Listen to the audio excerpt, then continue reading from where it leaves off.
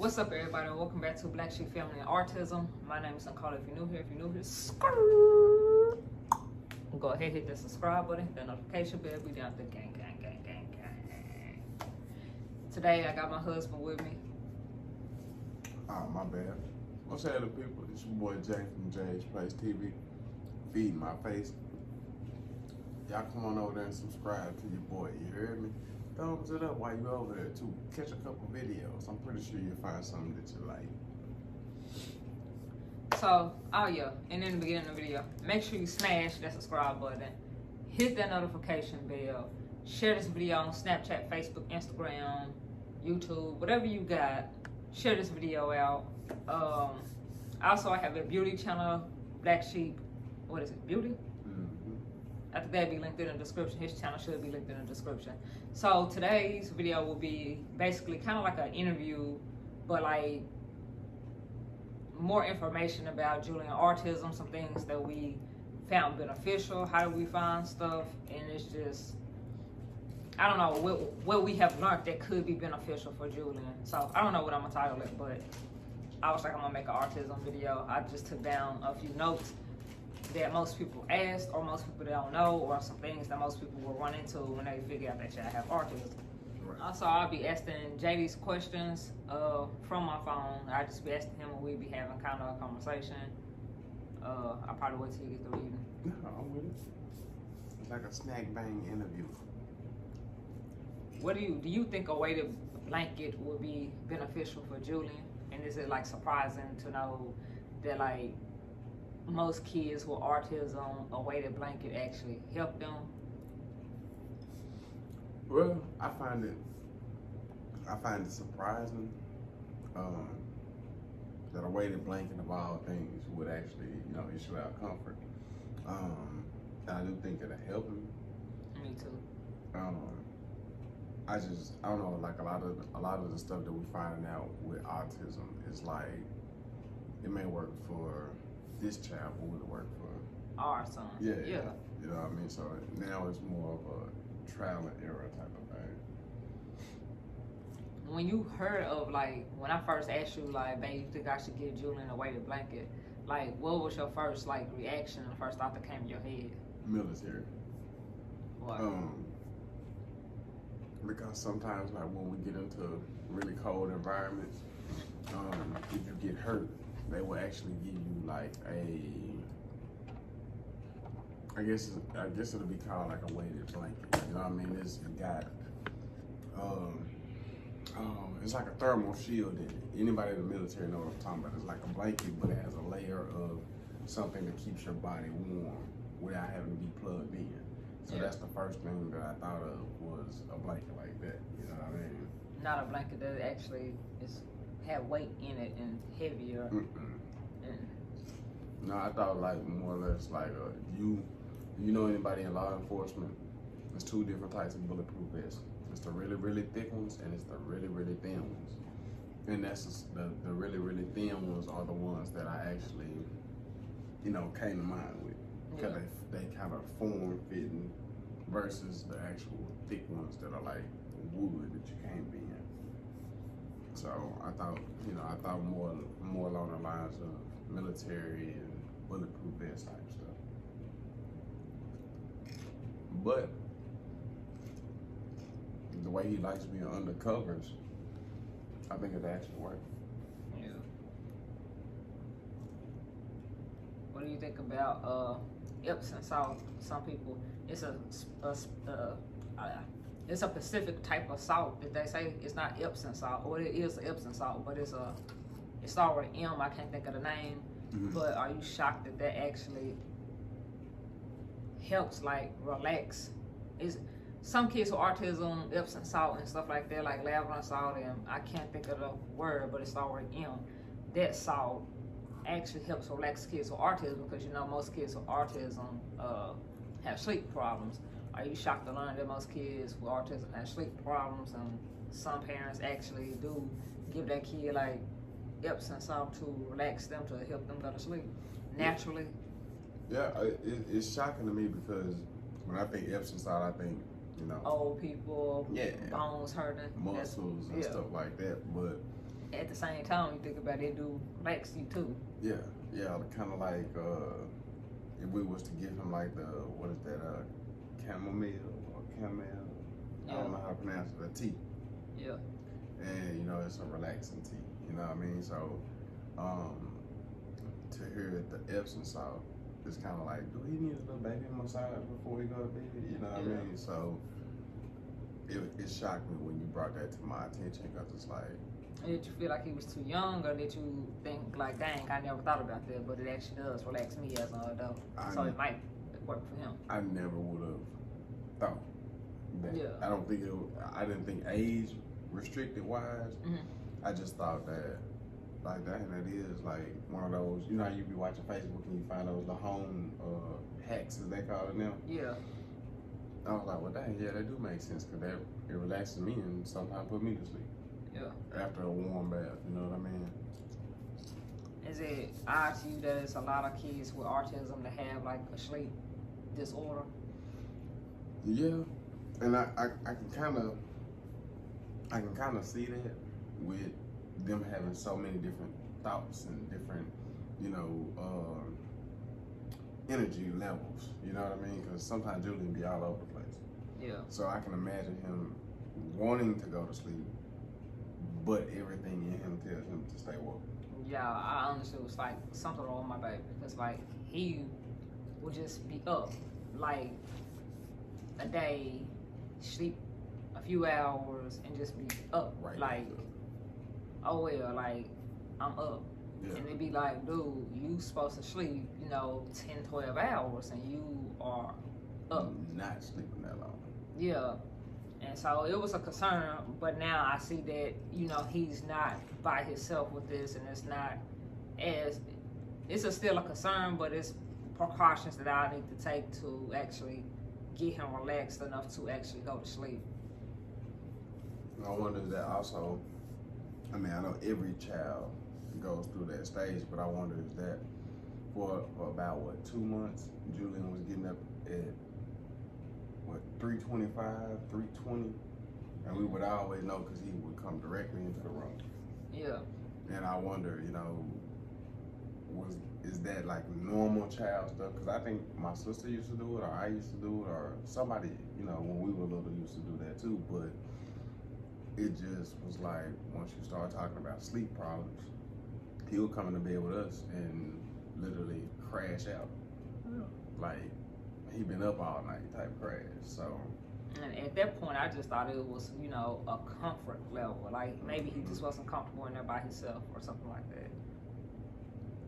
So how do you feel about the reality that he really is on the spectrum? Like your first initial feeling? it was sad to me. You know what I mean? It was like, dang, like I went through the whole was I too old thing. I went through, you know, should I pay better attention to like the Infamil, the brand of Infamil, like the shots, all of that. You know what I mean? And it was just like, dang, man, like now he got to grow up dealing with something that I might have caused until I figured out that autism is autism. Yeah. You know what I mean? The spectrum is a spectrum. Even if you work out in the gym and healthy, drinking all the tea, never ate meat and vegetable or whatever, you can still have a child that's on the spectrum. Yeah. That's what made me relax away from the my fault thing and start looking at him like, okay, well, let's get you right. Yeah.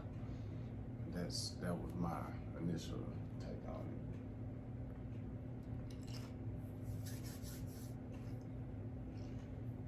When we got the diagnosis, did you understand it? I did not, and still don't. Still don't. All I know is, you know, what you found out, what the doctors have said, what I've Googled, videos that I've watched. So I think autism is one of those things that are kind of like, this might be a bad reference, but I think it's kind of like the Bible. Like you can read it and 19 different people gonna understand it different. Exactly. I think that's. But not only that, your child can have autism, and 19 different kids on the same age, on the same spectrum, can have 19 different problems. Exactly. They may have some stuff similar and some stuff not similar. Like Julian walk on his tippy toes sometimes. Right. It's kids with autism that don't never walk regular. They always are on their tippy toes. Yeah. So when I said, I'd be like, oh, well, that's kind of normal for a kid with autism, but like, I'm not really, should be concerned about it, but I'm not really concerned about it because it's kids that just walks around on their tippy toes with autism all the time. And if he did it all the time, I'd be concerned, but he do it to me like what a regular kid would do. Yeah.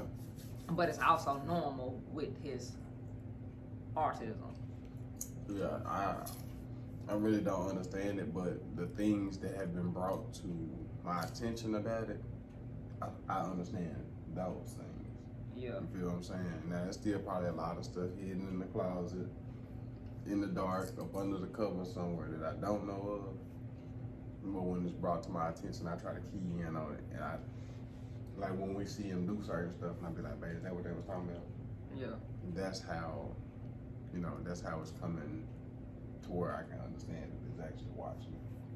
So when we first got this diagnosis, and I guess you was off to yourself, did you cry? I did, because I had the whole guilt and pity party, and like, what did I do wrong, and why my child, and all the other stuff. I think I cried several times since then. Yeah. And I think I still, at times, feel bad, because it's like, dude, with me, it's like I don't know how to help you. I don't know how to fix this. I know I can't fix him because it's nothing that he can help. I can help is, time. Yeah, it's just gonna take the right therapy and stuff like that. It's gonna take work and effort, and it's a hard pill to swallow when you know that your child might not never be able to be normal. When you think about things like, is he gonna get married, have kids? And not even that, but is he ever gonna speak, like in a sentence? Yeah. Is he ever gonna get to talking? It's some people that don't talk to their 6. It's some kids that don't talk to their 16. It's some kids that don't talk to their 26 with autism. Like, it's a whole spectrum, and it's like I want to push the envelope so that you can start speaking. But at the same time, is me pushing the envelope gonna push you too hard? Or if me not pushing you enough gonna handicap you? Because at the end of the day, it's like I don't want to handicap you. I know that you need some extra attention and some extra care, but I don't want it to be too aggressive, but I don't want to be like, oh, well, it's okay, and you're not talking and oh, well type thing. Yeah. I think sometimes the most recent time that I can think of is like when he be asking for something and I gotta make it out or make him point it out. You know what I mean? It kind of hurts my feelings because I want to be able to know what you're saying when you're saying it. You know what I mean? Yeah. And so, sometimes it do get me in my feelings, and other times when I feel like it's getting me in my feelings, I just lay on the floor and let them crawl all over me. So I kind of, get my own little him therapy, so to say. Yeah. And that's kind of how I deal with it. When I get in my feelings, I just kind of lay around and let him play, and I be like, okay. But I watch him even when he play. Yeah. You know what I mean? So it's been quite a few times. So when we got the diagnosis, like, they set us down and it was 3 of them and stuff like that, and we actually got the diagnosis of autism. Did you about figure it? Did you just like, at what point did you just kind of come to the realization like he really might have autism? For me, it was earlier than the doctors,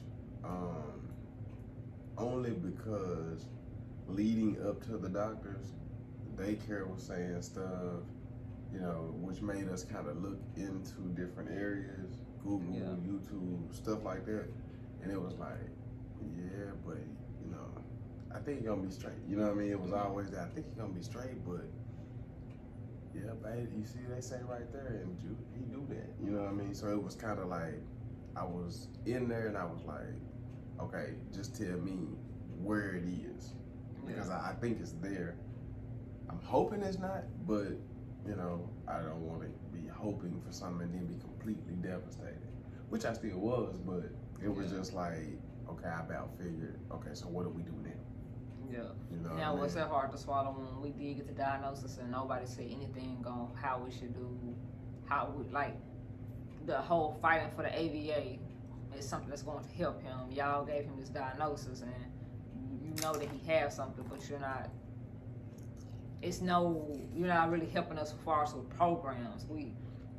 I didn't like the fact that we got the diagnosis, and when we got the diagnosis, it was like, here, your kid has autism, like a prescription of him having fucking autism. Like, we about figured that, but what do we do? Yeah, I mean, and we had to wait either 6 months to a year to talk to somebody again, and still waiting, basically. Yeah, I necessarily, that's what I didn't like. You know what I mean? They were great with the diagnosis and what they were saying, but once that was over and we got a whole pamphlet to take home that was like a phone book, it's like, what the hell do we do with all of this? Yeah. Who do we even contact in here? Like it gave us like advocates and lawyers and his rights and all this stuff. But if something happened, like when do we need to call his advocate, and when do we need to call the lawyers, and when do we need to do this type of stuff? Like like just when he's in school, or do we start this now when we think that he's not getting treated fairly? Like I think. And then the ABA programs, like that's something totally different. I think in the midst of waiting for those other therapies and courses to open up, I think somebody ought to create Autism 101. Yeah. And I think it should be like a weekend class or in the evenings type of class, because while you're waiting for somebody to tell you what to do with a diagnosis you got a year ago, that's a lot of time for a child to continuously grow and develop.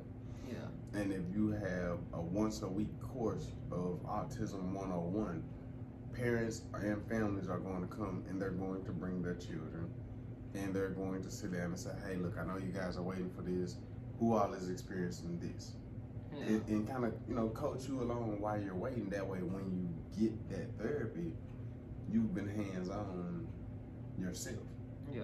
You know what I mean? Well, I think that they feel like you should just be in Facebook groups and talk to the moms with kids like that. And that's something that like irks my nerves, is for you to sit here and tell me, well, just make friends with other moms that have kids with autism. So I walk up to you, hey, your son got autism, mine do too.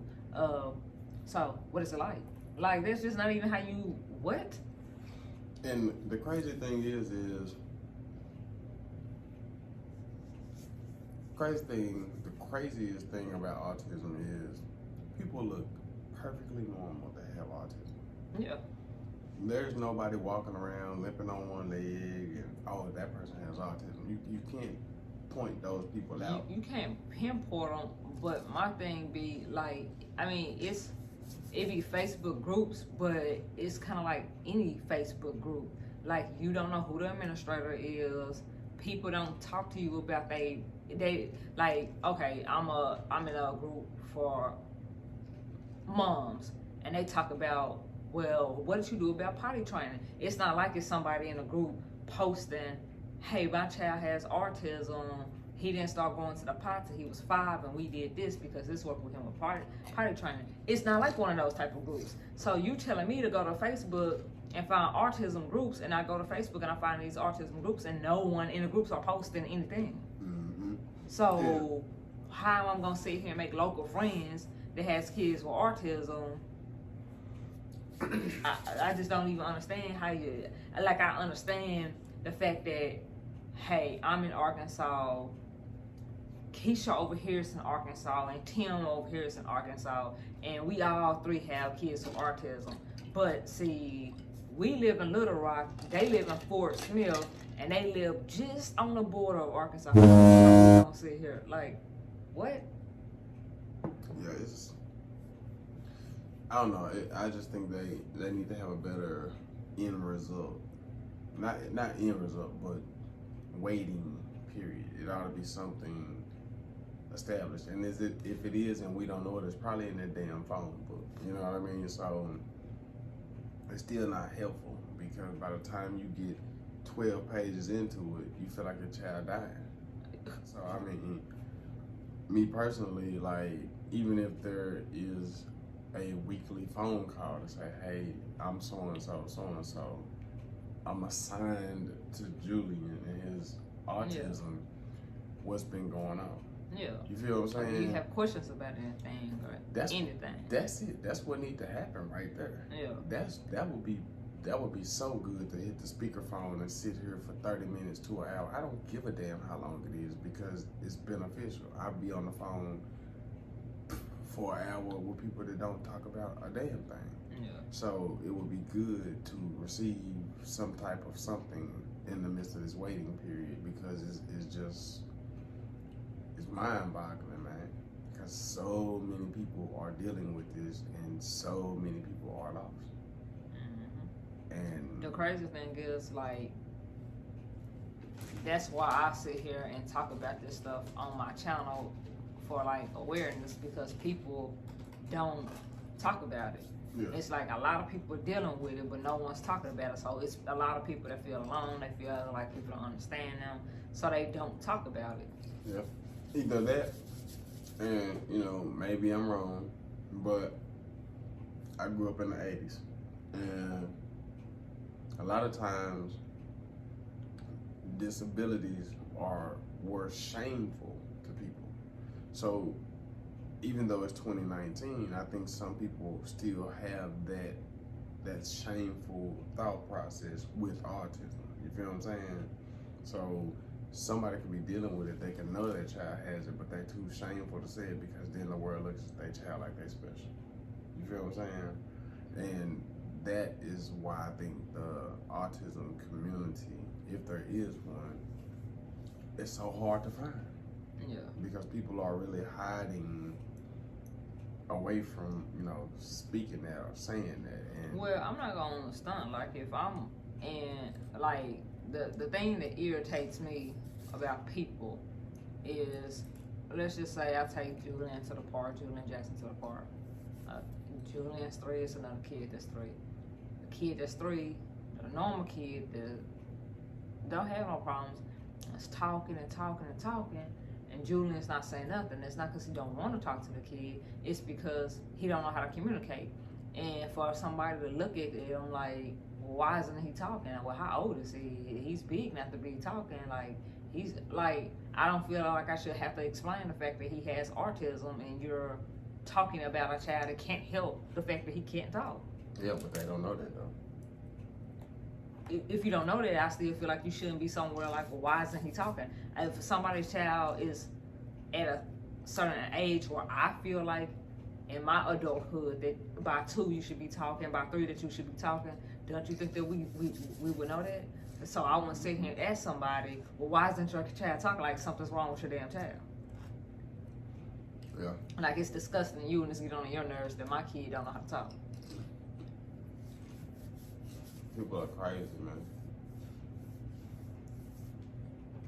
But that is like what it all boiled down to. Like, man, it's so many reasons that a child cannot be talking and walking and any of it. But I just think, where is your common sense? If I go walk up to a kid and, like, even with my older 2 kids, if they walk up to a kid and the kid is not talking, or you know how it's some kids that have autism and they flip their hands and stuff like that, and they be like, well,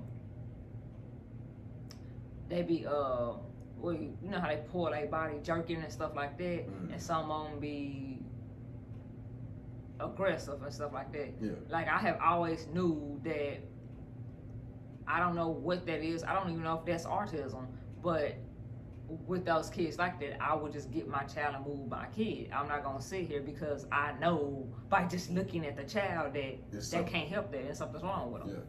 Yeah. Like I know that, and so if someone is not speaking, and I feel like you should be speaking, I'ma just kind of be like, oh, well, something. He must have a speech delay or something. Something's wrong with the kid. As long as they playing.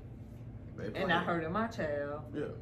Like, it's cool. You know, I might watch a little closer or something to make sure, you know, because you gotta understand that if you see a child that is not on a level that you can kind of, you know, I mean, unless you dumb yourself, you should be able to look at a child and be like, you know, something is a little off. But, hey, they're having fun. They're having the time of their life. They might not even be doing nothing but standing there. Yeah. But they laughing with each other about whatever is funny in baby life. Yeah, right. I would watch the situation because, like you say, you know, sometimes any disability might have you a little over aggressive.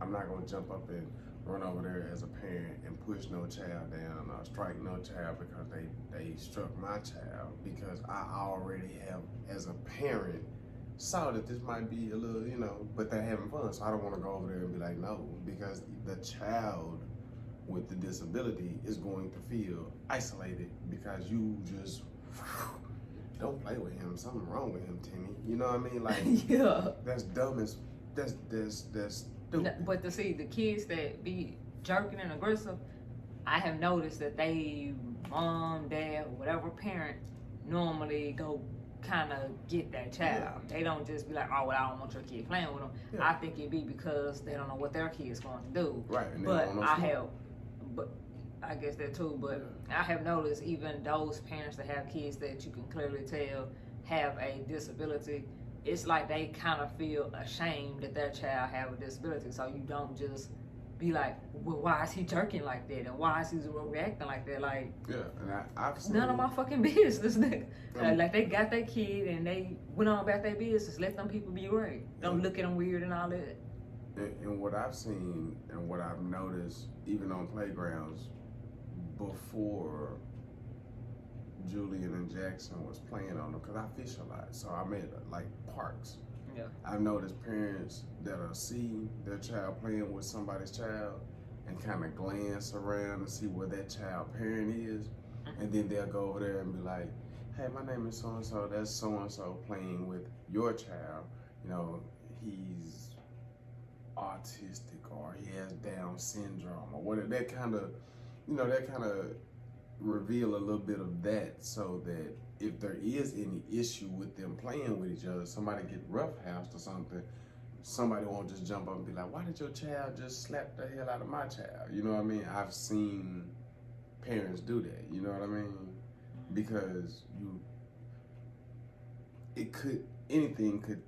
any type of fights or roughhousing could take place. And I've seen people do that, like, you know, but it's far and few between, but I've seen it, and it's just like, that was different.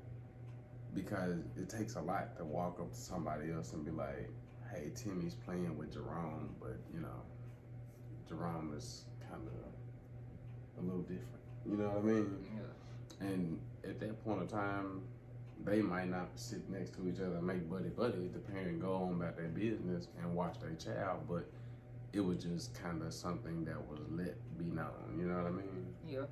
So, you know, I salute the people who do that, but, you know, you just can't talk to everybody nowadays, because some people is just a little special.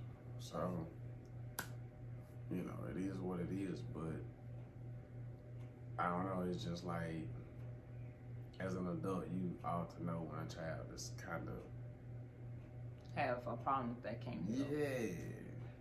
Yeah, like real talk. And that don't, you know, like I said, that don't mean just jump up and be like, come on, Julian, you can't play with him type thing. You know, we don't rock like that. We just watch and be like, y'all be careful.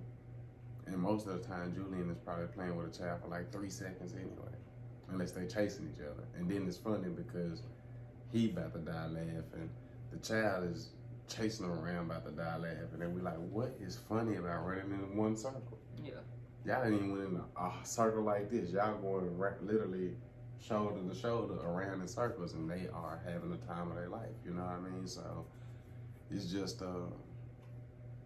it just, to me, that part of it falls back on the parent. You know what I mean? Yeah.